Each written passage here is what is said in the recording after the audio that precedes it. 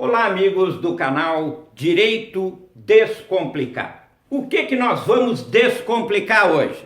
Hoje nós vamos descomplicar o tema da legítima defesa. Legítima defesa própria e também a legítima defesa de terceiros.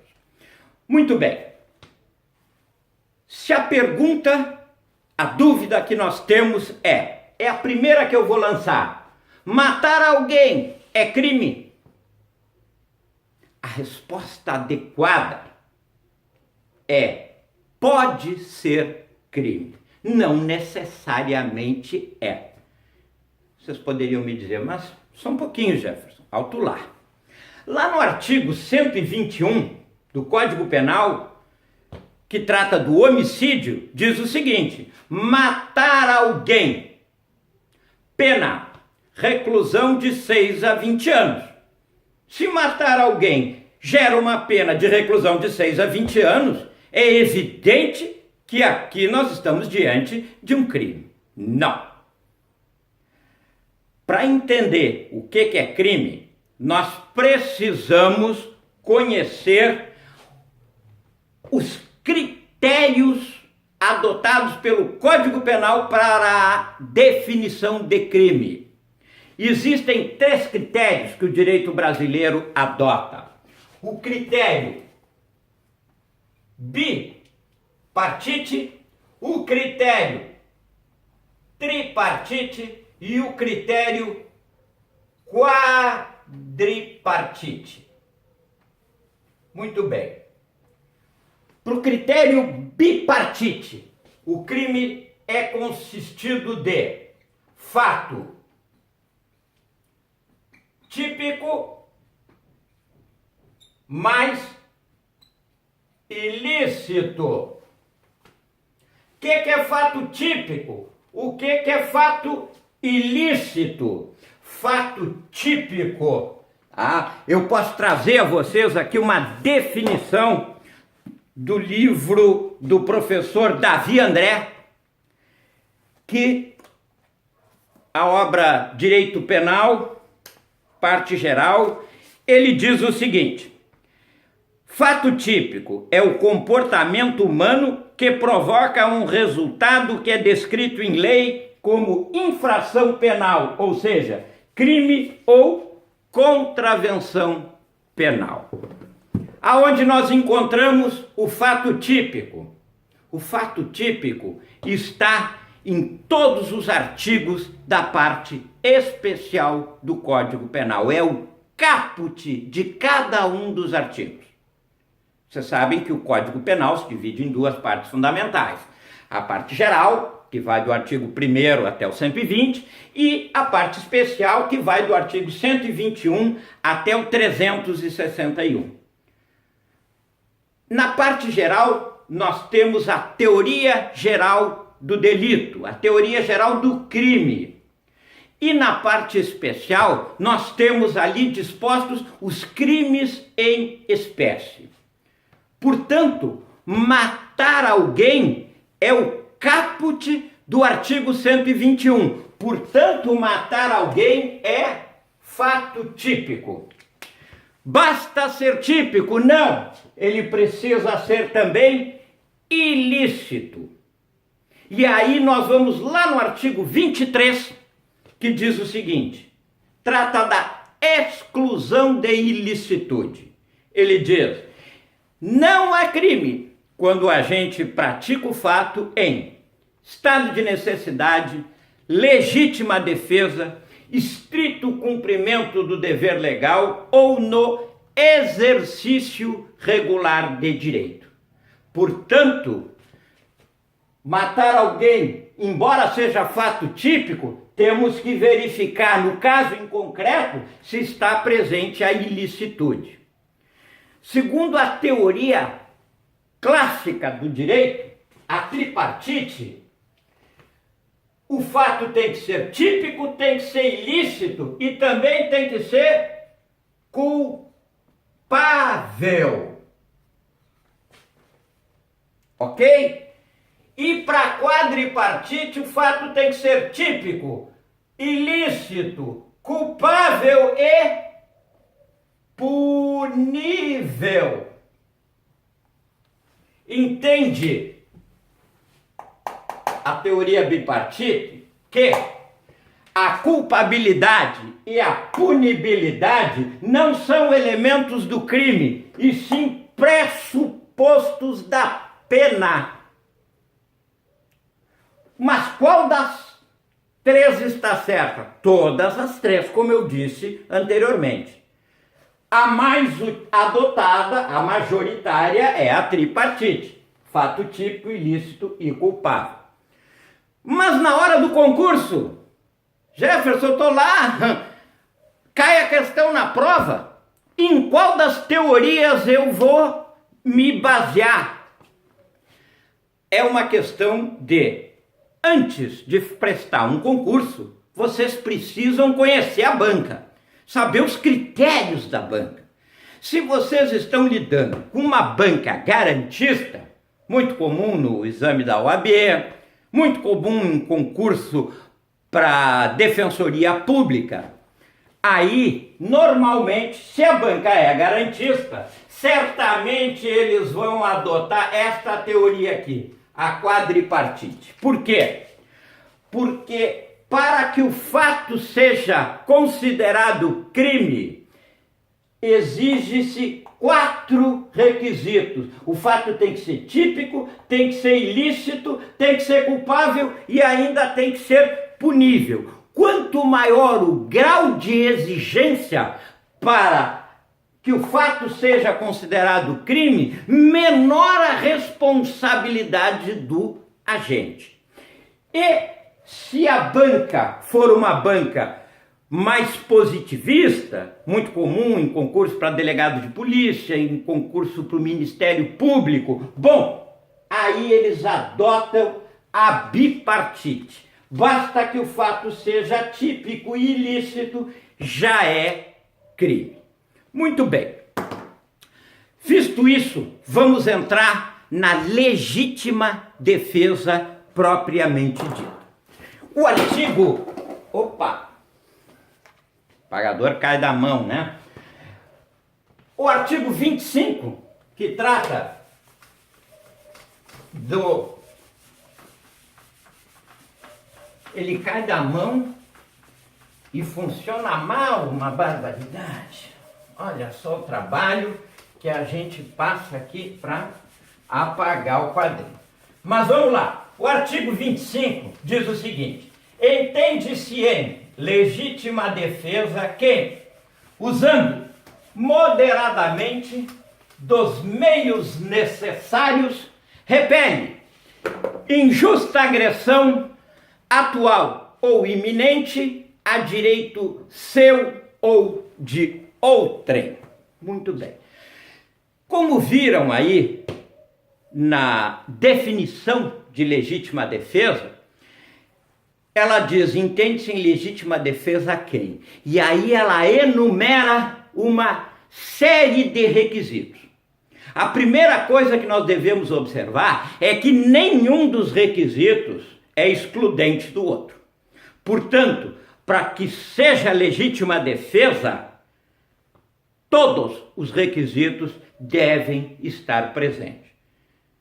Saibam que, para quem atua no tribunal do júri, está cansado de saber que é uma das teses mais difíceis, porque a legítima defesa inverte o ônus da prova. Não é mais o Estado que tem que provar que o teu cliente matou. Isto tu já admitiu. Tu só tem que provar é que ele matou, mas em legítima defesa. E aí o ônus da prova é teu. Tu tem que provar que ele agiu dentro da excludente de criminalidade lá do artigo 23. E na legítima defesa, aí no artigo 25. Ok? Muito bem. Entende-se em legítima defesa quem, usando moderadamente, aqui eu tenho a minha primeira dificuldade, uso moderado.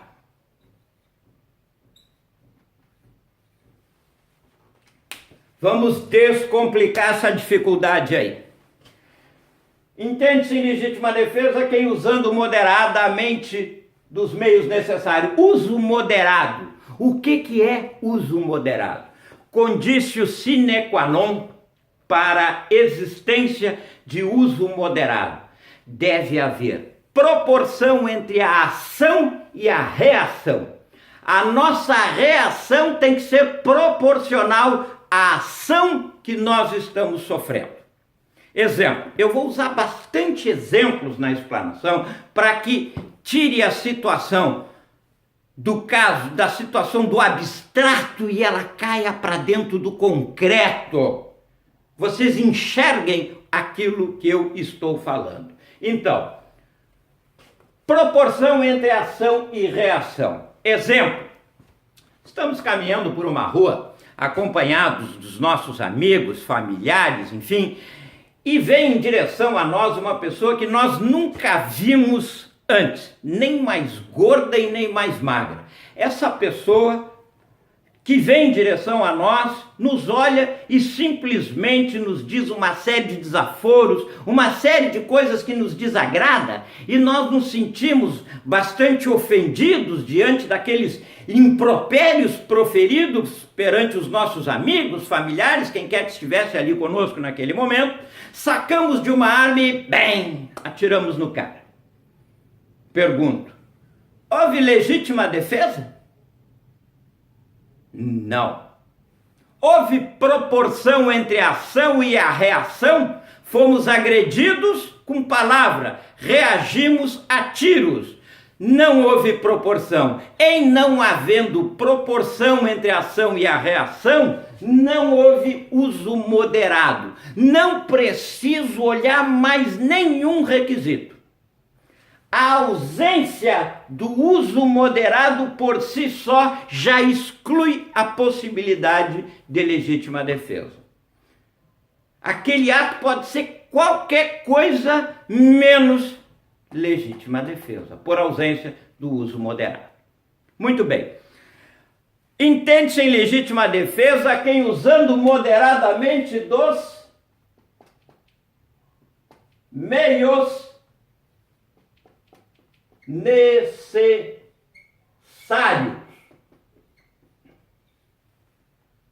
Quais são os meios necessários?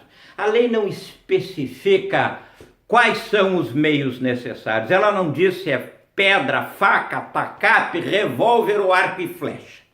Os meios necessários são aqueles sem os quais não seria possível a defesa. Exemplo, 6 horas da manhã, verão, nós estamos na praia e resolvemos dar um passeio na beira da praia. Colocamos lá o nosso chinelo de dedo, um óculos escuro, um traje de banho e vamos caminhar. A praia essa hora está deserta. Estamos lá caminhando e eis que de repente surge um indivíduo vindo em nossa direção. Esse indivíduo armado com um taco de beisebol. Ele olha para nós e diz assim: "Ei, tu aí!" A gente pega, olha para um lado, olha para o outro, diz, eu não conheço esse cara, com quem que ele está falando? E ele diz: "Não, tu mesmo! Olha aqui, ó, vou te dar uma camaçada de pau, vou te matar a paulada, vou te dar uma tunda de laço e vai ser agora." Bom, diante daquela agressão que se avizinha, a nossa próxima olhada na areia é justamente a busca de algum objeto com o qual nós possamos promover a nossa defesa. E nessa rápida olhada que nós damos, nós vemos um brilho na areia e vamos lá na esperança de que realmente seja um objeto de defesa. E o que nós encontramos lá? Uma granada de mão. Sobrou aí numa dessas manobras militares, né? E, sei lá, pegamos a granada, sacamos o pino e arremessamos contra o cara que vinha com o taco de beisebol. Pergunta: houve legítima defesa? sim. A resposta é sim. Mas para aí, Jefferson, só um pouquinho. Não houve proporção entre a ação e a reação. O cara me agrediu com um pedaço de pau e eu estou reagindo com uma granada. Não houve uso moderado. E eu pergunto, qual a forma moderada de se usar uma granada? Puxar o pino, jogar ela bem devagar. Não existe forma moderada de se usar uma granada. Só existe uma maneira, é sacando o pino e atirando aquela granada na direção do rapaz, na direção do agressor. Proporção entre ação e reação é uso moderado. O meio necessário, ele pode ser desproporcional caso não exista outro para a defesa. O que talvez tenha levado as pessoas, e costuma levar as pessoas ao erro, é o fato de que, e aí que está a pegadinha, é de tu encontrar uma granada e a granada contra o taco de beisebol. É que se além daquela granada eu tivesse também encontrado ali um revólver devidamente municiado e eu optasse pela granada, quando qualquer pessoa de inteligência mediana é capaz de entender que um revólver municiado é instrumento suficientemente necessário para assustar a agressão de alguém armado com um taco de beisebol. E eu escolhesse ainda assim a granada, aí eu entrava lá no parágrafo único do artigo 23, no excesso punível. Eu teria me excedido e a minha legítima defesa ia para o espaço. Ok? Mas neste caso só tinha a granada. E a lei não seria tão exigente, tão cruel, a ponto de admitir que devêssemos ali tomar uma camaçada de pau, morrer a paulada, porque só o que tinha para se defender é a granada. Não, usa a granada. É o único meio. Bom, mas Jefferson, o cara não podia ter fugido? Ter ido embora, virado as costas, corrido, fugido? O direito não exige que a pessoa, que a vítima seja covarde. O direito não pode exigir que a pessoa agrida a sua própria intimidade, a sua própria moral com um ato de covardia. Não. Tu não tens obrigação, mas tu pode. Pode fugir? Pode. Mas a questão é, eu não vou discutir aqui o que tu pode fazer, eu vou discutir o que o direito te dá condições de fazer. O que a lei te permite. A lei não exige que tu fujas e permite que tu use o instrumento que tu tiver disponível. Entendido? Muito bem. Entende-se em legítima defesa quem, usando moderadamente dos meios necessários, repele injusta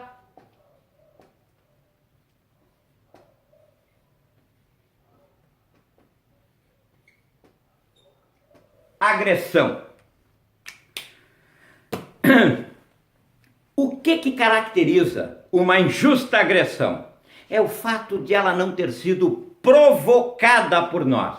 Nós não podemos, sob qualquer circunstância, ter motivado aquele ato do agressor. Ela tem que ser totalmente injusta. Não pode ter nenhum resquício de provocação. Ok? E o que caracteriza uma injusta agressão? O crime de roubo. Nós não provocamos o assaltante, Nós não pegamos lá, olha aqui, eu estou com um relógio Rolex, eu tenho um iPhone, eu tenho uma Ferrari, o senhor não vai vir aqui roubar e levar meus objetos? Não, nós somos agredidos injustamente. Podemos reagir fazendo uso moderado do meio necessário e estamos repelindo a uma injusta agressão. E esta injusta agressão ainda pode se dar em dois tempos. Ela pode ser atual ou iminente. O que é a agressão atual? Atual é aquela do exemplo que eu acabei de dar. É aquela que já está acontecendo, é aquela que nós já estamos sofrendo, o caso do roubo. Mas a agressão pode ser também iminente. A agressão iminente, ela é muito subjetiva. Eu diria para vocês que diante de uma mesma situação, 3 pessoas podem reagir em tempos e formas diferentes, dependendo do grau de avaliação e de acuidade de cada um. Exemplo, vamos caminhando por uma rua, escura, noite, mal iluminada, pouco policiada, uma rua normal do Brasil. E vem em direção a nós 3 indivíduos em atitude e aparência suspeita. E nós ficamos naquele impasse. E aí? Será que aqueles caras vão nos agredir? Será que não? Será que eles vêm para me assaltar? Ou será que são 3 estudantes que estão saindo junto da faculdade e indo embora para casa, fazendo a mesma coisa que eu? E aí, o que se faz? Recomenda-se que se mantenha atento e deixe a situação evoluir para caracterizar a injusta agressão. Eu diria que nestas circunstâncias, um grito de advertência, uma saudação de advertência é um bom elemento para definir que tipo de pessoa vem vindo do lado de lá. Tá? Se aquela agressão realmente se tornar iminente, ou seja, vocês dão uma advertência e aí eles levam a mão na cintura para buscar uma arma ou colocam na mão uma faca e vêm em direção a vocês, bom, se ele fez esse gesto no momento que tu advertiu, está caracterizada a injusta agressão iminente. Lógico que tudo isso é matéria de prova no júri. E essa prova tem que ser feita pela defesa. Por isso que eu disse lá no início, é muito difícil, muito complicada a tese da legítima defesa. Então, vamos descomplicando aos pouquinhos, ok? Entendido a agressão atual e agressão iminente? Não confundir agressão iminente com agressão preparada.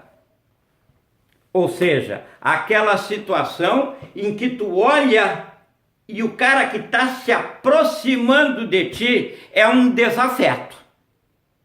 E aí tu já imagina que ele vai te agredir porque ele é um desafeto e tu te antecipa. Não é legítima defesa, não é agressão iminente, tá? Agressão iminente tem que ser também injusta, ok? Adiante. Entende-se legítima defesa quem, usando moderadamente dos meios necessários, repele injusta agressão atual ou iminente a direito seu ou de outrem. A direito seu, legítima defesa própria. É disso que nós estamos falando. de legítima defesa própria. Ou seja, tudo isso que nós vimos aqui que vocês podem fazer é para resguardar a nossa vida, a nossa integridade. Porém, diz aqui, ou de outrem. Este ou significa que tudo que tu pode fazer em teu benefício, tu podes fazer também em benefício de outrem. Portanto, este outrem nada mais é do que a legítima defesa de terceiros. E quem são estes terceiros? São qualquer pessoa que precise do nosso auxílio, da nossa ajuda. Não precisa ser parente, não precisa ser amigo, não precisa ser vizinho, não precisa que vocês tenham qualquer conhecimento da vida pregressa daquele indivíduo. Basta que ele precise do nosso auxílio. E nós vamos poder usar todos estes requisitos em favor dele também. E estaremos agindo em legítima defesa de terceiros. Recomendação: não tomem nenhuma medida mais drástica, de cunho mais efetivo, se vocês não conhecerem todas as circunstâncias que antecederam aquele fato que vocês estão presenciando. Vamos ver um exemplo aqui. Vocês vêm caminhando aqui por uma rua, dobram a esquina e se deparam com a seguinte cena. Está lá um cidadão em cima do outro, soqueando, esbofeteando o cara. Vocês veem o cara ali apanhando e imaginam, puxa, aquele cara ali precisa do auxílio da legítima defesa de terceiros. Imediatamente passam a mão no revólver e bem, atiram no cara que estava batendo no outro ali. Muito bem. Se vocês tivessem dobrado esta mesma esquina 30 segundos depois, vocês teriam visto que aquele sujeito que vocês defenderam e que estava apanhando era um delinquente que tinha acabado de assaltar uma vítima que reagiu, estava dominando o bandido e nós atiramos na vítima para proteger o delinquente. Por que fizemos isso? Porque não conhecíamos todas as circunstâncias que antecederam aquele fato. Bom, então o que eu faço? Não faço nada? Se tu não fizer nada, é omissão de socorro. Está lá no artigo 135 do Código Penal, que eu vou ler aqui para vocês. Diz o seguinte, deixar de prestar assistência quando possível fazê-lo sem risco pessoal, a criança abandonada ou extraviada, ou a pessoa inválida ou ferida ao desamparo ou em grave e iminente perigo, ou não pedir, nestes casos, o socorro da autoridade policial. E é aí que está a saída de vocês. Este é um caso não de crime comissivo. O crime comissivo é aquele em que tu comete a ação. Este é um crime omissivo. Os crimes omissivos se dividem em dois tipos: os omissivos próprios e os impróprios. Os próprios são aqueles, como do caso do artigo 135. Ele se aplica erga omnes, para qualquer um.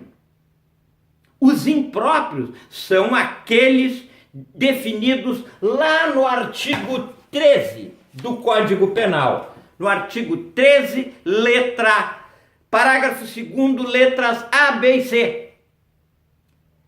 É o caso do garante, é aquele que tem a obrigação de agir diante da situação. Então, atenção aí quem vai fazer concurso para Polícia Civil, para Polícia Militar. Vocês para bombeiro. Vocês serão garantes. Vocês têm que enfrentar o risco. Senão, cometerão o crime de omissão de socorro. Agora, o cidadão comum, aquele que não tem o comprometimento de garante, bom, este não é obrigado a enfrentar o risco. Basta pedir o socorro policial. Pega o telefonezinho celular, liga aqueles 3 numerozinhos mágicos, 190, é o mesmo em qualquer lugar do Brasil, e rapidamente vem uma viatura da polícia e resolve. Bom, se a polícia não vem e não resolve, bom, vocês já fizeram a parte de vocês. Eu chamei a polícia. Liguem para a delegacia, liguem para o 190, eles vão perguntar, tá, e aí, onde é que é? O que tu fez? Eu fiz exatamente isso, estou ligando para vocês. Estou pedindo socorro. Fizeram a obrigação. Ninguém pode acusar vocês de omissão de socorro. Ok? Muito bem. Gente, o que nós tínhamos para falar sobre legítima defesa própria e de terceiros era isso que nós colocamos aqui para vocês. Tá? Espero que o vídeo tenha sido suficientemente claro, que vocês tenham podido dominar, que as questões todas sejam descomplicadas. Se você gostou desse vídeo, entra lá no nosso canal, dá um like e compartilhe com os seus amigos, envie o link para os seus amigos, para que eles também possam curtir e ter estes conhecimentos. Agora, se não gostaram, se acharam ruim, acharam que está fraco, o professor é muito atrapalhado, nem apagar o quadro ele sabe, bom, não tem problema. Enviem o link para os inimigos de vocês, só de sacanagem, tá? Envie lá para eles e sacanagemzinha boa, né? Ok, pessoal? Muito obrigado. Até o nosso próximo vídeo que vai falar, no bloco 2, nós vamos falar do estrito cumprimento do dever legal, do exercício regular de direito e vamos falar de bala perdida. Vamos falar da importância da balística no direito penal. Tirar aquelas dúvidas, tira o dado para cima, quando cai, mata, não mata? Quantos tiros eu posso atirar no agressor que vem do lado de lá? Se eu descarregar a arma ainda é legítima defesa? Se eu